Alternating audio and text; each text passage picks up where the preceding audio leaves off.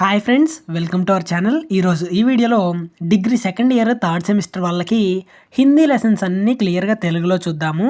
మీరు మన ఛానల్ను కొత్తగా చూస్తుంటే ప్లీజ్ సబ్స్క్రైబ్ చేసుకొని మీ ఫ్రెండ్స్కి కూడా షేర్ చేయండి, యూజ్ అవుతుంది.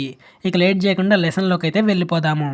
కబీర్ కే దోహే అంటే కబీర్ దాస్ రచించిన 2 పాదాల గల పద్యాలు, అంటే 2 లైన్స్ పోయం. ముందుగా కవి పరిచయం అనేది కొంచెం చూద్దాము. కబీర్ దాస్ హిందూ సాహిత్యంలో గొప్ప కవిగా పరిగణించబడ్డాడు. కబీర్ దాస్ జననం గురించి ఎన్నో భేద అభిప్రాయాలున్నాయి. అయితే తన యవ్వనంలో అతను స్వామి రామానంద్ ప్రభావంతో హిందూ మతంపై జ్ఞానం పొందాడు. అదేవిధంగా అన్ని మతాల్లోని అర్ధరహితమైన మరియు అనైతిక ఆచారాలను తాను భావించే వాటిని ప్రధానంగా హిందూ మతం మరియు ఇస్లాంలో తప్పుడు పద్ధతులు భావించే వాటిని ఆయన ప్రశ్నించారు. అయితే తన జీవితకాలంలో అతని అభిప్రాయాల కోసం హిందువులు మరియు ముస్లింలు బెదిరించారు. అలానే కబీర్ ప్రసంగ సంపుటిని బిజాకా పేరుతో ప్రసిద్ధి చెందింది. అందులో 3 భాగాలున్నాయి: రమణి, సాబాద్ మరియు సఖీ.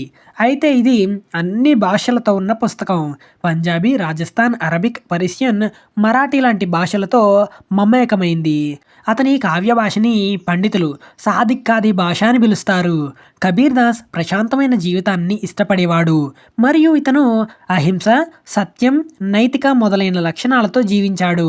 ఆయన సరళత్వం, సాధు స్వభావాలు, సాధువుల ధోరణి వల్ల విదేశాల్లో కూడా ఆయన గుణాలు గౌరవించబడుతున్నాయి.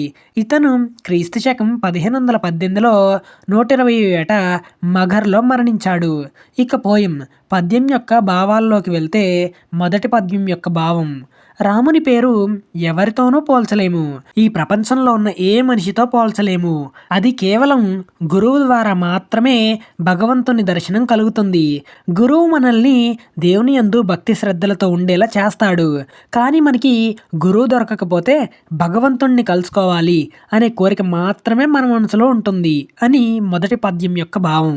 దేవుని మార్గంలో నడిపించే వ్యక్తి గురువు అని చెప్తున్నాడు. గురువు ఒక కుమ్మరి వంటివాడు, శిష్యుడు మట్టి ముద్ద వంటివాడు. ఎందుకంటే కుమ్మరి కుండను చేయాలంటే తన స్వహస్తాలతో మట్టిని ముట్టుకొని అందమైన ఆకారం రావడానికి ప్రయత్నించి అందమైన ఆకారాన్ని ఇచ్చేలా చేస్తాడు. అదేవిధంగా గురువు తన శిష్యుణ్ణి కఠినమైన క్రమశిక్షణలో ఉంచడం మరియు లోపల నుండి ప్రేమ కలిగి ఉండటం మూలాన గురువు తన శిష్యుడిలో ఉన్న చెడు లక్షణాలను తొలగించి మంచి లక్షణాలను నేర్పిస్తారు. అందరూ గౌరవించే విధంగా తయారు చేస్తాడు గురువు ఒక శిష్యుణ్ణి. ఇక 3వ పద్యం యొక్క భావం వచ్చేసి: ఈ లోకంలో మానవ జన్మ పొందడం చాలా కష్టం. మనిషి చనిపోతే శరీరం అనేది మళ్ళీ రాదు. చెట్టు మీద నుండి పండు రాలినప్పుడు ఆ కొమ్మ మీద మనం ఎలాంటి విత్తనం నాటలేము. అదేవిధంగా మనం బతికున్నప్పుడే ఏ మంచి చేయాలన్నా, పుణ్యం చేయాలి అన్నా, అదే చనిపోతే ప్రాణం తిరిగి రాదు. ఏదైనా బ్రతికున్నప్పుడే చెయ్యాలి అని చెప్తున్నాడు. ఇక 4వ పద్యం యొక్క భావం వచ్చేసి కబీర్ దాస్ మాట్లాడుతూ: నేను భగవంతునిలో నన్ను నేను కోల్పోయాను మరియు సముద్రంలో ఆ బిందువును, అంటే నీటి చుక్కను గ్రహించింది. ఒక్కసారి సముద్రంలో కలిసిన నీటి చుక్కను సముద్రంలో నుండి బయటికి తీయడం ఎంత కష్టమో దేవునిలో లీనమైన తర్వాత బయటికి రాలేము అని చెప్తున్నాడు.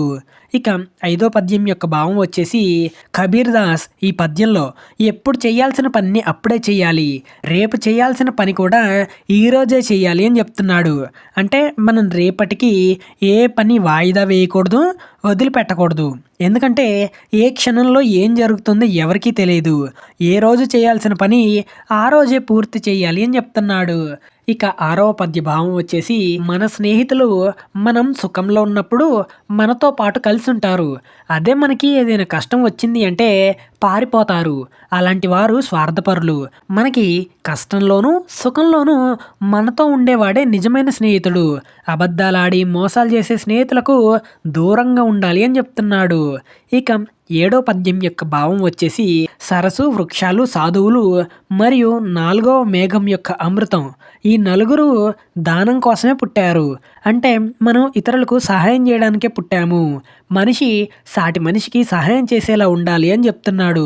8వ పద్యం యొక్క భావం వచ్చేసి కబీర్ దాస్ ఇలా చెప్తున్నాడు. ఈ ప్రపంచం ఇంత పిచ్చిదేంటి? ప్రజలు రాళ్లను పూజిస్తారు. అంటే పూజ చేయడానికి రాయిని దేవునిగా భావిస్తారు. అలా అయితే వడ్లు దంచి అన్నం లేదా నీలగింజలు తిన్న ఇంట్లో ఎవరు మిల్లుకు పూజలు చేయరు. అంటే ప్రజలు గుడికి, మసీదుకి, గురుద్వార్కి, చర్చికి వెళ్ళి దేవుణ్ణి దర్శిస్తారు. కానీ మన మనసులోనే దేవుడు ఉంటాడని తెలియక ఎవరు గ్రహించలేకపోతున్నారు అని చెప్తున్నాడు. ఇక 9వ పద్య భావం వచ్చేసి నాలో ప్రేమ లేదు. నాలో ప్రేమ లేనప్పుడు రాముడు నాలో నివసించలేడు. అంటే ఈ భూమి మీద దేవుని మీద భయభక్తులు మరియు ప్రేమ లేనివాడు వ్యర్థుడు అని చెప్తున్నా. ఇక 10వ పద్య భావం వచ్చేసి మానవ జీవితంలో ప్రశాంతత, నెమ్మది అనేది మానవ జీవితంలో ప్రాముఖ్యమైంది. మనిషి సాటి మనిషి మీద ప్రేమ, కరుణ, దయ అనేవి ఉండాలి. అలా ఉన్నవారు ప్రపంచంలో విలువైన రత్నాలు వంటి వారు. నెమ్మది, సమాధానం ఉన్నవాడు ఎక్కడైనా ప్రశాంతంగా జీవితాన్ని అనుభవిస్తాడు. ప్రేమ ఉన్న వ్యక్తి 3 లోకాల సంపద కలిగి ఉంటాడు అని చెప్తున్నాడు. ఇదండి 10 పద్యాల యొక్క భావం గురించి.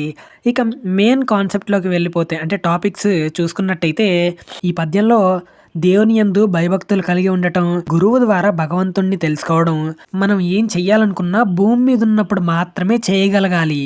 అలానే బ్రతికున్నప్పుడు దేవునిలో లీనమైతే హృదయం భయభక్తులతో నిండి ఉంటుంది. మనం చేయాల్సిన పనిని వాయిదా వేయకుండా ఎప్పుడు చేయాల్సిన పనిని అప్పుడే చేయాలి. అలానే నిజమైన స్నేహితుడు కష్టాలలో, సుఖాలలో తోడుగా ఉంటాడు. ప్రేమ, జాలి, దయ కలిగి ఉంటే జీవితం చాలా ప్రశాంతంగా ఉంటుంది అని కవి తెలియజేస్తున్నాడు. మరిన్ని డిగ్రీ లెసన్ల కోసం మన ఛానల్ని సబ్స్క్రైబ్ చేసుకోండి. పక్కనే ఉన్న బెల్ ఐకాన్ అనేది క్లిక్ చేసి ఆల్ ఆప్షన్లో పెట్టేయండి. సో చివరిగా ఇదండి వీడియో అనేది.